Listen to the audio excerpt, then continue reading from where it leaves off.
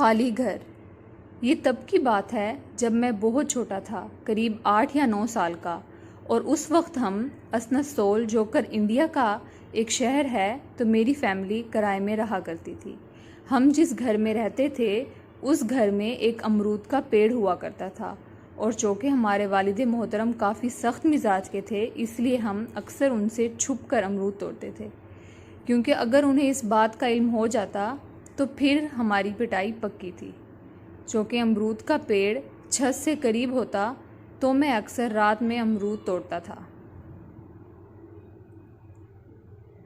ایک بار کی بات ہے، لائٹ چلی گئی تو میں نے سوچا کہ اچھا موقع ہے، امرود پر ہاتھ صاف کیا جائے، مگر میں جیسے ہی پیڑ کے قریب پہنچا مجھے کوئی سفید لباس پہنے کوئی امرود کے ڈالی زور زور سے ہلا رہا ہے، جیسے کوئی نیچے امرود گرنے کا منتظر ہو۔ عموماً میں ڈرنے والوں میں سے نہیں ہوں، اس لیے میں چپ چاپ نیچے چلا آیا۔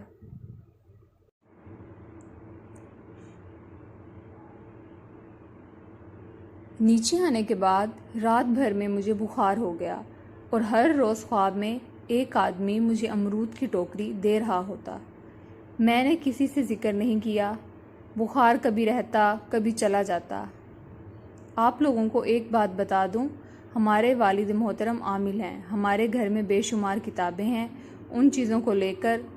خیر میں نے خواب کا ذکر اپنی والدہ محترمہ سے کیا۔ پہلے تو وہ میرے خواب کو اتنی سنجیدگی سے نہیں لیا، مگر میری حالت دیکھنے کے بعد ابو کو ساری باتیں بتائیں۔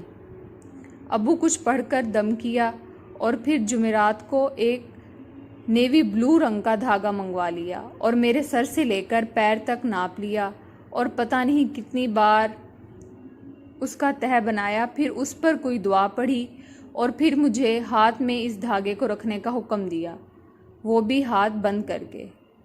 پھر میرا دوبارہ ناپ لیا تو دھاگا چھوٹا ہو گیا۔ ابو نے غصے میں پوچھا تو میں نے ڈر کر امرود والی بات بتا دی۔